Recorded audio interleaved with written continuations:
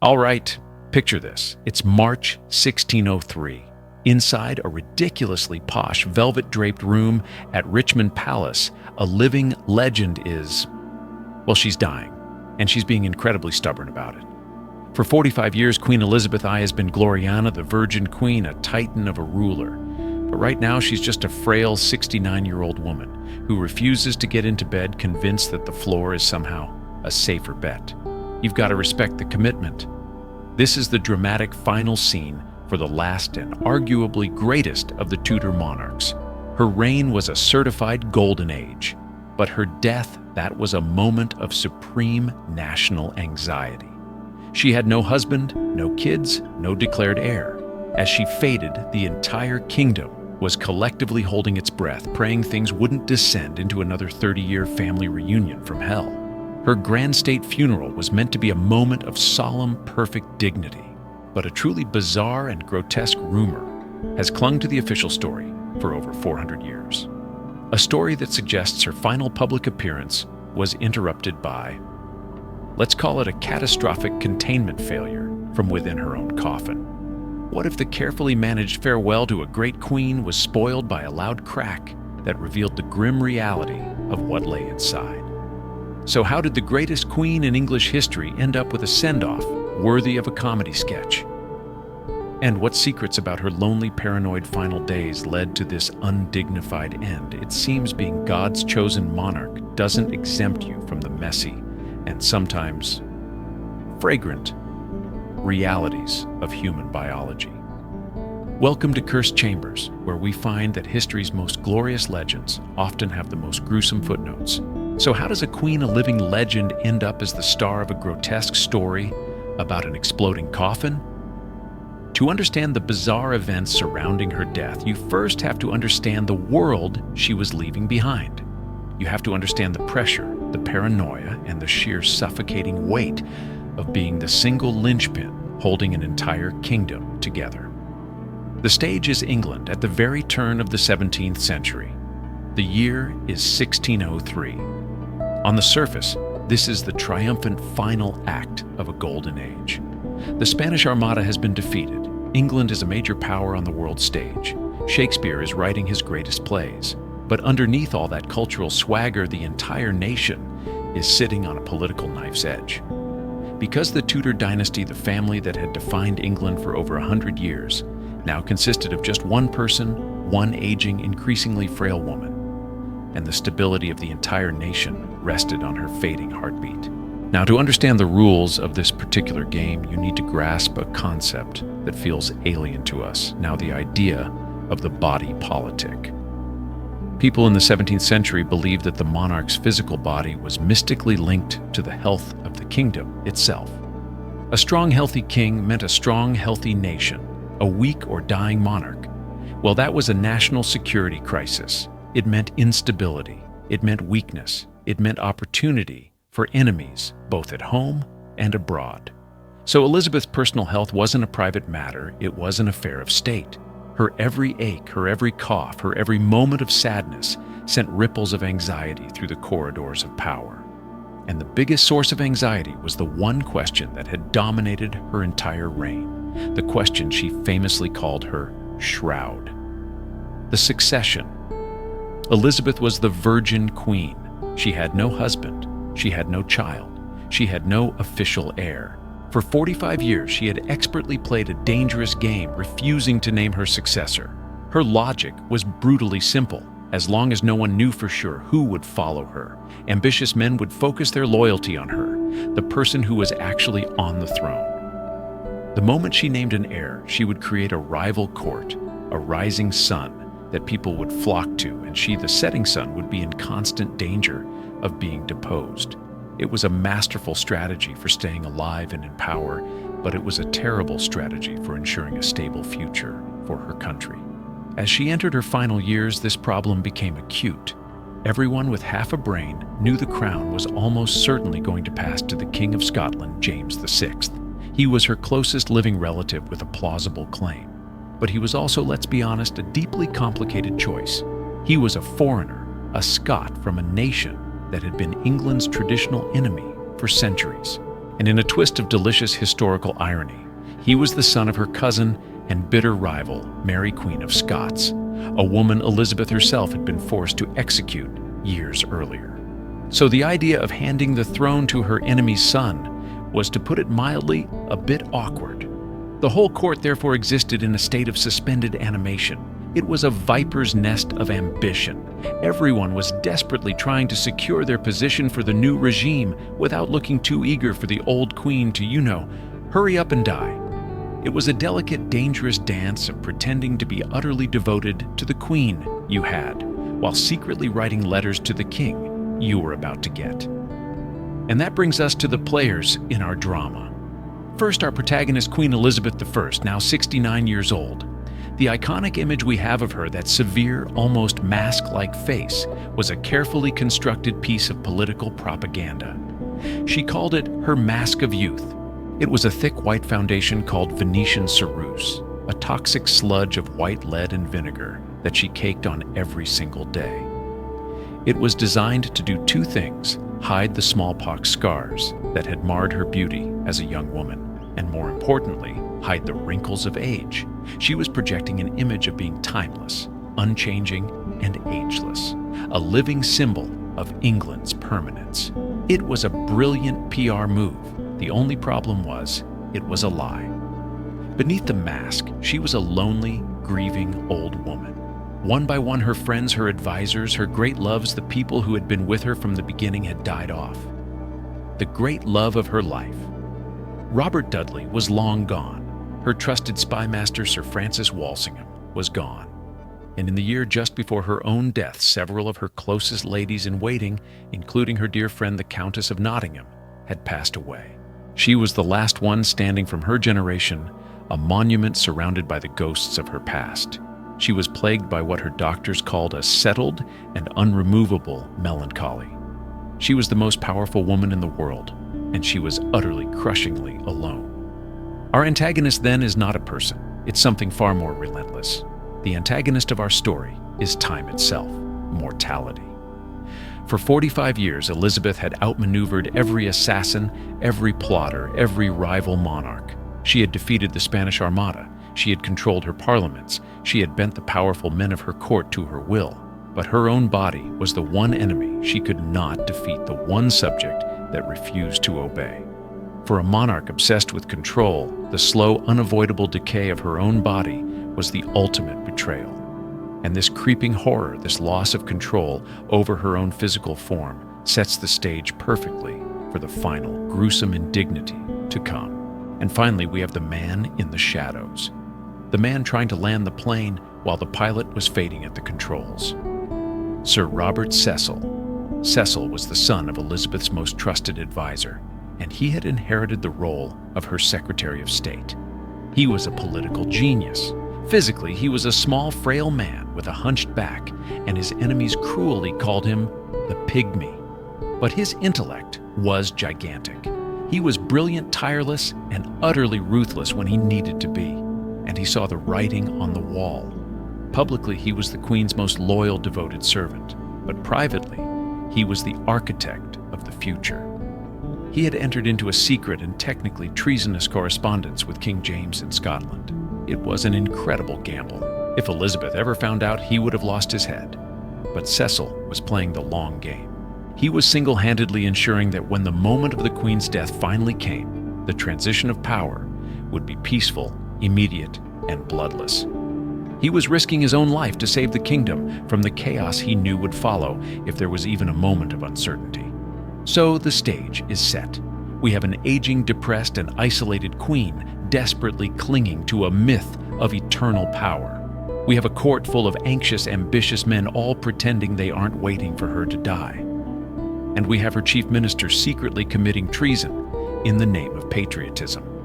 The whole structure of the kingdom is balanced on a single fraying thread. The golden age was coming to an end. The only question was, what would that end actually look like? The answer is a slow, strange, and deeply stubborn decline into the final darkness.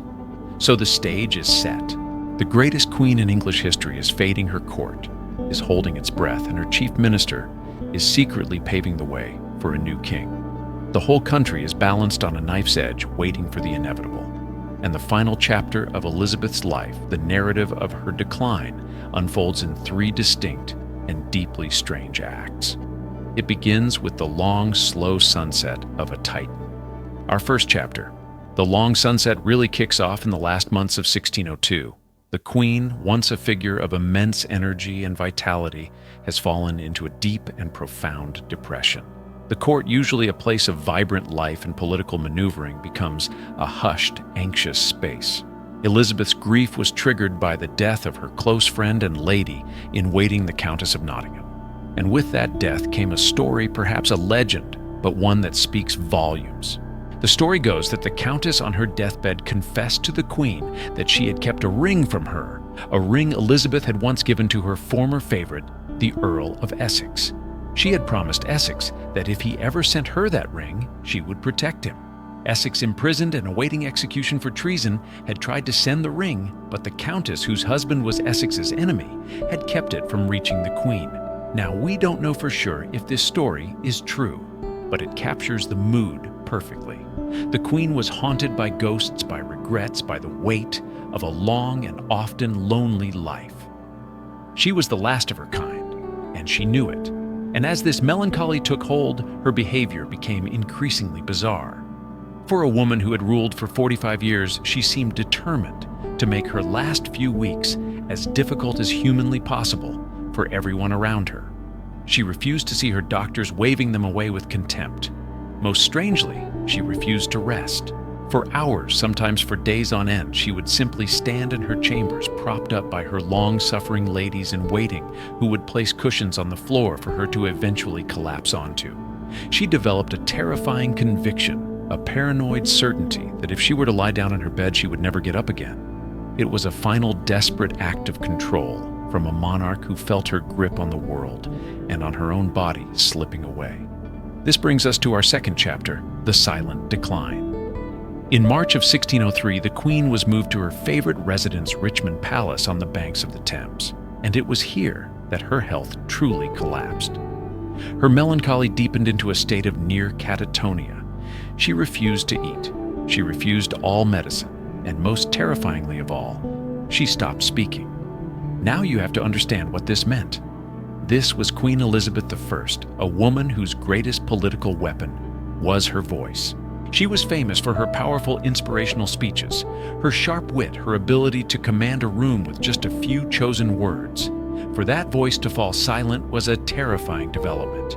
It was as if the very voice of England itself had been extinguished. She would sit or stand for hours staring into the fire, holding a finger in her mouth, lost to the world. And her refusal to go to bed became an obsession. Her ladies would try to coax her, but she would point at the royal bed as if it were a coffin, a monster, waiting to devour her. So she remained on the floor on her cushions, a silent, stubborn monument to decay. This is where Sir Robert Cecil and the Royal Council faced their ultimate crisis. The Queen was clearly dying, but she had still not officially publicly named her successor. They needed that final confirmation, so they gathered around her, this silent figure on the floor. It must have been an incredible scene, the most powerful men in England kneeling on the carpet begging their queen for a sign. They listed the potential candidates for the throne. When they mentioned the King of France, she remained silent. The King of Spain, silence. Then, according to the accounts, they named her cousin King James VI of Scotland, and at the mention of his name, Elizabeth stirred. She couldn't speak, but she made a sign, slowly lifting her hand to her head and tracing the shape of a circle. A crown. It was the signal they had been waiting for, the confirmation. The Tudor dynasty had, in its final silent moment, passed the torch to the House of Stuart. This leads us to our final chapter. The Queen is dead. For a few more days, Elizabeth lingered. The Archbishop of Canterbury was brought to her side, and he prayed with her as she faded in and out of consciousness. Then, in the cold pre-dawn hours of March 24, 1603, between 2 and 3 in the morning, Queen Elizabeth I, the last Tudor monarch, died. The end, when it came, was peaceful, and Cecil's plan, so long in the making, sprang into action with stunning efficiency. A ring was taken from the Queen's finger and passed to a courier who immediately began a frantic 3-day ride to Scotland to deliver the news to the new king. In London, Cecil kept the Queen's death a secret for a few hours, securing the palace and ensuring there would be no unrest. Then at mid-morning, he stepped out and proclaimed James VI of Scotland to be the new King of England, Scotland, France, and Ireland. The transition was seamless, it was bloodless, it was a political masterpiece. But there was one last messy piece of business to attend to: the Queen's body. A grand state funeral was planned for nearly a month later on April 28th, but that left a very practical and very delicate problem: what to do with the corpse for 3 weeks. As we know, Elizabeth had a deep-seated fear of surgeons and had made it known she did not want her body to be cut open and embalmed. She wanted to be buried, as she put it, with no ripping. But Robert Cecil, ever the pragmatist, knew that an unembalmed body would not last for 3 weeks in a viewable or indeed smellable condition. The funeral had to be a grand public spectacle, and that required a preserved corpse. So he made a decision. He overrode the dead Queen's final wish. He ordered the royal surgeons to proceed with the standard practice of full embalming. It was a necessary, if deeply disrespectful, act of royal housekeeping. A final violation of the Queen's body, all in the name of statecraft and stability. A decision that, as we will soon find out, may have had some very unforeseen and rather noisy consequences. All right, so the Queen is dead, the new king has been proclaimed, and her council has made the controversial decision to override her final wish and have her body embalmed. The official story of what happened is over. Now, we get to the good part, the part where we stop being historians for a moment and become what we all secretly love to be: armchair detectives. Welcome back to Cursed Chambers and our special investigative segment.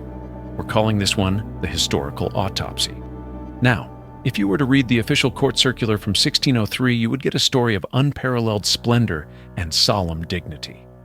The official narrative is that on April 28th, Elizabeth's body was taken in a grand procession to Westminster Abbey, and it was quite the show. The streets were draped in black cloth. Thousands upon thousands of mourners lined the streets, and by all accounts the weeping was loud and genuine. The coffin itself was carried on a chariot pulled by 4 horses, and it was draped in rich purple velvet, the color of royalty. On top of it sat a stunningly lifelike effigy of the Queen. It was carved from wood with a wax face painted to look just like her, dressed in her actual royal robes with a crown on its head and a scepter in its hand. Contemporary accounts say that when the people saw it, they gasped. They let out a, quote, general sigh, because it was as if their great queen was there one last time presiding over her own funeral. It was a perfect, polished, and incredibly expensive piece of political theater, a dignified farewell to a larger-than-life ruler, the final perfect act of the Tudor dynasty. But that's the story of what was on top of the coffin. What about what was happening inside it? This is where the official record goes silent and a much darker, much more bizarre story begins. A story that, if true, completely shatters that image of solemn dignity. And this is where we need to introduce our key witness. So let's open the file and bring in our first piece of evidence. Exhibit A, the eyewitness account. Our witness is a woman named Lady Elizabeth Southwell. She was one of the Queen's maids of honor, meaning she was right there in the inner circle during Elizabeth's final days. She was present for the death watch, the long, tense vigil, as the Queen's body lay in state at Whitehall Palace for 3 long weeks before the funeral. Years later, Lady Southwell wrote down her memories of that time, and her account includes a detail so grotesque, so shocking, that it sounds like something out of a horror story. According to Southwell, as the Queen's corpse lay sealed in its lead-lined coffin, something went terribly wrong. She wrote that the Queen's body, full of, quote, noxious vapours had, and I'm paraphrasing here, for decorum, suffered a catastrophic containment failure. In her words, the body and head of the Queen did, quote, break and crack so loudly that it horrified the attendants who were keeping watch. She is, for all intents and purposes, describing an explosion. A muffled, fleshy, biological explosion from within a royal coffin. Now, before we go any further, we have to put on our historian hats and be responsible for a moment. We have to be cautious. Lady Southwell, after leaving court, converted to Catholicism and became something of a religious writer. And in the 17th century, Catholics and Protestants weren't exactly swapping Christmas cards. It's entirely possible she had a political or religious agenda to demystify and humanize, in the most unflattering way possible, the great Protestant queen who had executed so many Catholics. Her story could be nothing more than malicious propaganda, a bit of fake news from the 1600s. But her account is incredibly specific. It's a strange detail to invent out of thin air. It's not a vague accusation, it's a physical sensory event, the sound of a crack, a rupture. Which leads us to our next question and our next exhibit. Is this story even possible? Exhibit B, the science of, well, you know. Let's look at 17th century royal embalming. It was standard practice for monarchs because their funerals were huge state events that took weeks to plan. The process was, to put it mildly, invasive. The body was typically disemboweled, the organs were removed, and the empty cavities were stuffed with preservative spices and aromatic herbs. The body was then washed in wine and wrapped tightly in waxed cloth. It was a messy, brutal business, but it was usually effective at slowing down the inevitable. But here's the problem. Remember, Queen Elizabeth had a lifelong terror of surgeons. She had expressly forbidden anyone from cutting open her body after she died. And while Robert Cecil, ever the pragmatist, almost certainly overrode her wishes and ordered the embalmers to do their work, we have to ask, how well did they do it?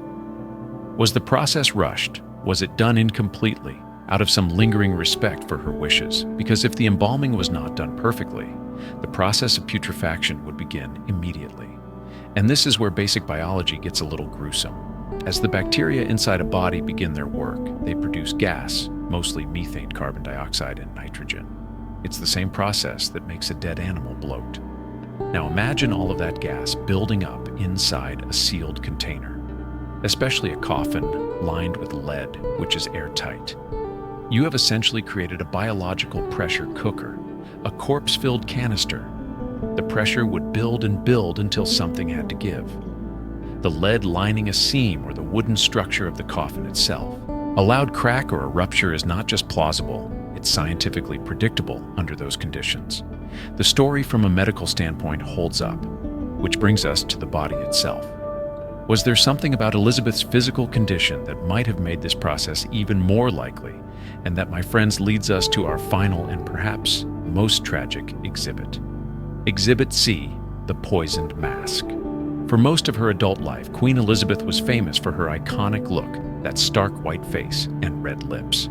But that look came at a terrible price. The makeup she used was called Venetian ceruse, or sometimes the spirits of Saturn. And despite its fancy name, it was a toxic sludge. The primary ingredients were white lead and vinegar. She would cake this stuff on layer after layer to hide her wrinkles, and more importantly, the smallpox scars that had marred her face as a young woman. For over 40 years, she was smearing a known poison directly onto her skin. We now know this causes chronic lead poisoning. Let's look at the symptoms, shall we? Skin lesions and deterioration. Hair loss. And on the neurological side, it causes memory loss, irritability, depression, and a slow cognitive decline. Does any of that sound familiar? Accounts from Elizabeth's final years describe her as increasingly paranoid, melancholic, and prone to fits of rage. Her body was failing her. Memory was fading. She was quite literally being poisoned by her own vanity, by the mask she presented to the world. While we can't perform a modern autopsy to prove it was the ultimate cause of death, it's almost certain that decades of lid absorption had ravaged her body from the inside out. Her organs would have been damaged. Her tissues would have been weakened. It's highly likely that her body was already a toxic, compromised system, making it a perfect breeding ground for rapid and aggressive decomposition. The lead didn't just contribute to her death, it probably made her corpse a far more volatile package. So where does this leave us? We have a plausible eyewitness account, a solid scientific explanation for how it could happen, and a physiological reason to believe her body was uniquely primed for such a grisly event. This leads us to our final conclusion, the reveal of the cursed chamber itself. The cursed chamber in this story isn't a room in a palace. It's the lead-lined coffin. It is the sealed, dark space where the carefully constructed myth of Elizabeth Thurn finally and violently collided with the messy biological reality of a dead human body. The curse was never a supernatural one. It was the simple, inescapable curse of mortality. For 45 years, she had built a legend of herself as a semi-divine, unchanging ruler. She was Gloriana. She was the Virgin Queen, wedded to her kingdom, a figure of almost supernatural permanence. But in the end, her body had the final say.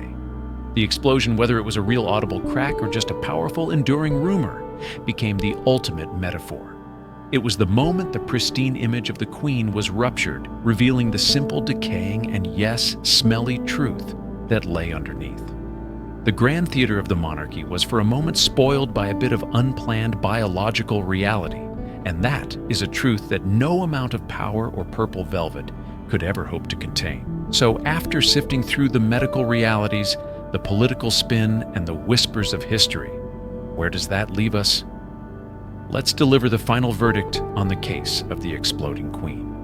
While we can never be 100% certain that the coffin of Elizabeth I burst open in a moment of grotesque finality, the evidence is compelling. The eyewitness account, however biased, is specific.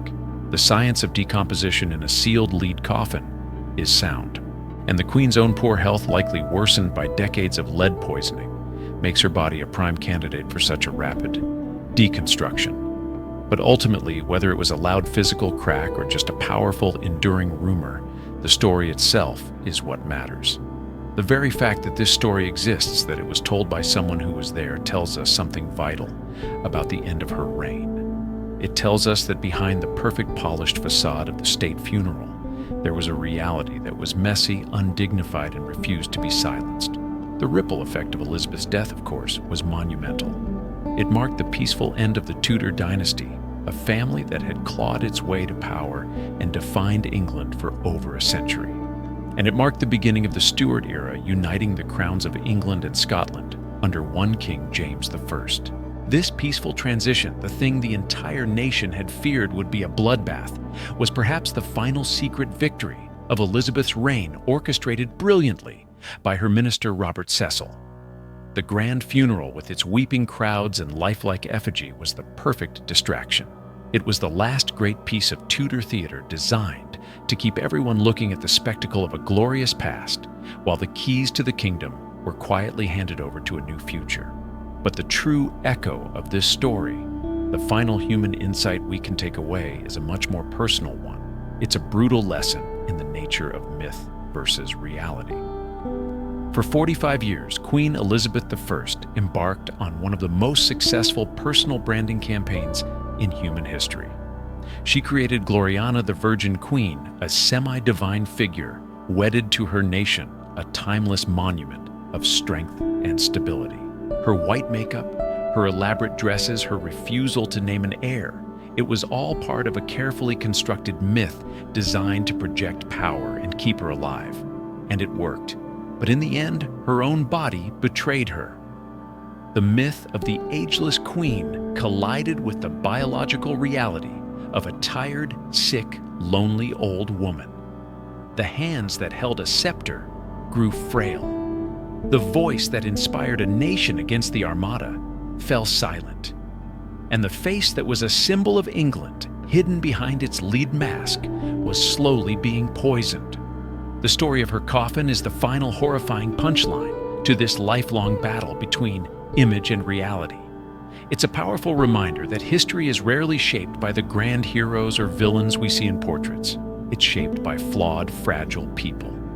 People who get sick, who feel lonely, who grow old, and whose bodies ultimately fail them no matter how much power they wield.